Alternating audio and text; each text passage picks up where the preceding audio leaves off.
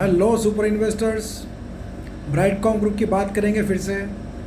आप जानते हैं ब्राइटकॉम ग्रुप की स्टोरी मतलब एक फिल्मी स्टोरी के जैसी है, जिसमें अप्स एंड डाउन्स, विलन की एंट्री, फिर क्लाइमैक्स, फिर कोई तो बचाने आ जाता है।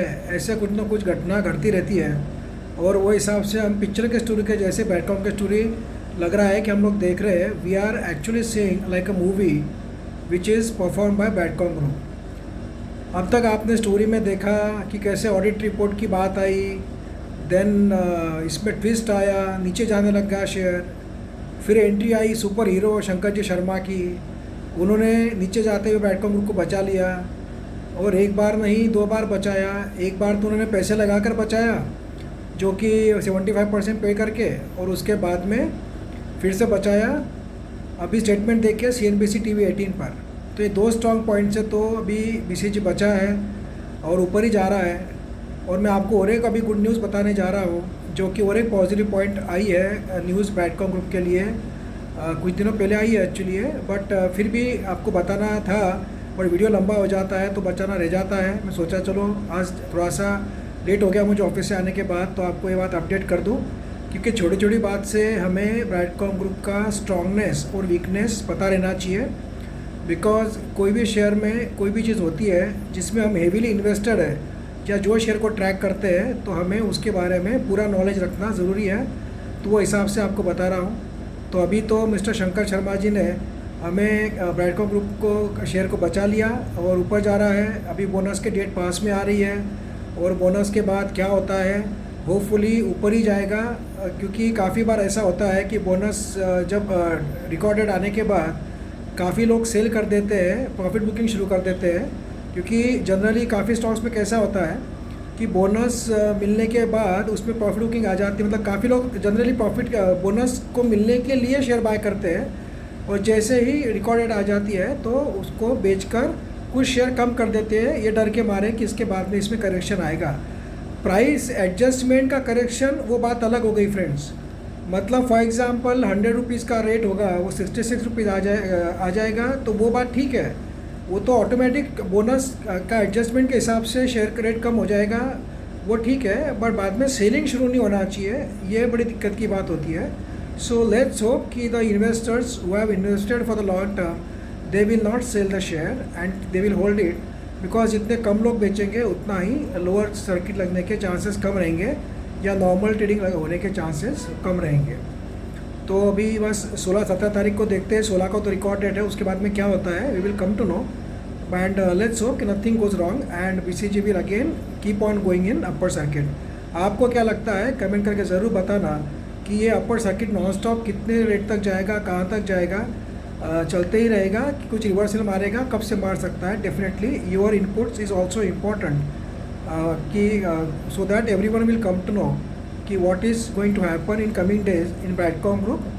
बिकॉज व्हाट यू फील ये नीचे जाएगा बोनस होने के, बोनस का रिकॉर्ड डेट के बाद में, कि कंटिन्यू अपर सर्किट लगाते रहेगा। Please give your valuable comments in the comment section. अभी जो मैं बात बताने जा रहा हूँ आपको, और एक इम्पॉर्टेंट बात, कि जैसे आप जानते हो कि ब्राइटकॉम ग्रुप MSCI इंडेक्स में ऐड हुआ। Brightcom group BSE small cap mid cap index में ऐड हुआ, 3 इंडेक्स में ऐड हुआ BSE के। वैसे ही ब्राइटकॉम ग्रुप और एक इंडेक्स में ऐड हुआ है। MSCI index is a Morgan Stanley capital international का इंडेक्स है, that is US based company, USA based company है। वैसी ही एक कंपनी है जो कि है लंदन की, मतलब ग्रेट ब्रिटेन की। तो उनकी कंपनी है ब्रिटेन की, और उसमें उनका भी एक इंडेक्स है जिसका नाम है FTSE emerging micro cap index. मतलब इस इंडेक्स में कौन सी कंपनियों को लोग शामिल करते हैं जो कि इमर्जिंग मार्केट की माइक्रो कैप कंपनीज़ है, उनके हिसाब से माइक्रो कैप है। मतलब फॉर एग्ज़ाम्पल वही Taiwan, Kuwait, Indonesia, Philippines, India, Sri Lanka और थाईलैंड, चाइना, ताइवान, इन कंट्रीज़ की मतलब इमर्जिंग इकोनॉमीज़ जो है उन्होंने एक इंडेक्स बनाया हुआ है जिसका नाम है FTSE emerging micro cap index. तो उस इंडेक्स में इसको ऐड किया गया है ब्राइटकॉम ग्रुप के शेयर को, जो कि काफ़ी पॉजिटिव और ऑनर की बात है फॉर ब्राइटकॉम ग्रुप। FTSE मतलब क्या है, financial times stock exchange group. ये लंदन बेस्ड ग्रुप है और लंदन बेस्ड ये कंपनी है जिन्होंने एक नया जो इनका जो इंडेक्स चलता है इमर्जिंग माइक्रो कैप इंडेक्स, इसमें उन्होंने किसको निकाला उससे हमें कुछ फ़र्क नहीं पड़ता है, बट ब्राइडकॉम ग्रुप को ऐड किया है, ये बात हमारे लिए इम्पॉर्टेंट है। मतलब देखिए, ब्राइडकॉम ग्रुप दुनिया के बड़े बड़े फंड हाउसेस के नज़र में आएगी। जैसे MSCI इंडेक्स में आई तो उसका इम्पैक्ट पड़ेगा कि भाई अमेरिकन कंपनी जो इन्वेस्टर्स FII जब भी एंट्री करेंगे इंडिया में, या भी हो सकता है कि वो एंट्री शुरू हो जाए after the war of Ukraine and Russia, तो उसके बाद में जब इंडिया में एंट्री करना चाहेंगे तो definitely they will consider companies from MSCI index. वैसे ही यूरोप के जो FIIs है वो भी हो सकता है वॉर होने के बाद, सब शांत होने के बाद, they will try to enter the emerging economies like India. Bharat की जो उसमें इसको ऐड किया गया है, तो सबसे पहले उनकी नज़र जाएगी ब्राइडकॉम ग्रुप में। तो इसका फ़ायदा आने वाले दिनों में ब्राइडकॉम ग्रुप के शेयर को मिल सकता है। और अगर शेयर में नॉर्मल ट्रेडिंग शुरू हो गया या कुछ गिरावट हुई तो डेफिनेटली ऐसे FIIs भी हो सकता है इस गिरावट का फ़ायदा लेकर या नॉर्मल ट्रेडिंग का फ़ायदा लेकर उसमें बल्क बाइंग कर सकते हैं।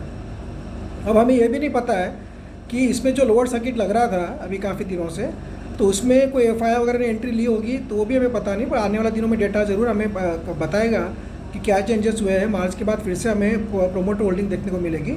बट एक बड़ी अचीवमेंट की बात है ब्राइडकॉम ग्रुप के लिए और एक कि FTSE emerging micro cap fund में इंडेक्स में इसको ऐड किया गया है। तो इसके कारण ब्राइडकॉम group will get highlighted in again in FIIs all over the world, and they will definitely consider to enter ब्राइडकॉम group, because ऐसे जो कंपनीज होती है, जो FIIs होती है, या even this is a good point for DI also, क्योंकि ये इंडेक्स में ऐड हुई है जो कंपनी, तो वो तो न्यूज़ में सब जगह आता है। तो DIs ऑल्सो गेट नोटिस्ड कि भाई पूरे भारत में ब्राइडकॉम ग्रुप ही को ही ऐड किया इस इंडेक्स में, तो उन्होंने भी कुछ सोच समझ के ऐड किया होगा। So definitely it will grab attention of FIIs, DIs both, and in coming future we can see may be the more incoming of FIIs, DIs in ब्राइडकॉम group, because ब्राइडकॉम group पे काफ़ी बार ये अलिगेशंस या कह सकते हैं आरोप लगा है कि इसमें FII, DIs की होल्डिंग बहुत ही कम है as compare to other stocks in the market. But as you have seen कि FIIs तो इसमें होल्डिंग बनाए रहे हैं, DIs ने भी होल्डिंग बनाई है, उसके बारे में भी बताऊंगा मैं अगले वीडियो में। तो ये एक पॉजिटिव पॉइंट है, इसको आप ज़रूर नज़र में रखिए। And let's hope and pray कि everything goes smoothly and ब्राइडकॉम group comes out clean in audit report, forensic audit report, and definitely we will see ब्राइडकॉम group to the moon, as a lot of people comment Bradcom group to the moon. So definitely we hope that everything goes well. So far everything is going fine, there is nothing wrong. Now since few days we are seeing all the positive news. Maybe we will see more positive news from the company in coming days. So let's hope कि ऐसा कुछ और नया declaration company की तरफ से आया that will again add to the confidence of investors, and Bradcom group will go non-stop up and up. So friends, please do comment and tell कि what do you feel about this move of FTSE index, and how do you see the future of Bradcom group, whether it is positive, and whether after bonus record date, whether you are going to buy or you are going to sell few quantity, or you are entirely going to sell. What will be your action after 16th of March once the record date is gone? आप लोग bye करेंगे, hold करेंगे, या cell करेंगे, या partially cell करेंगे? ज़रूर comment करके बताना, so that everyone will come to know about your move in the ब्राइडकॉम group. Thank you friends, happy Sunday.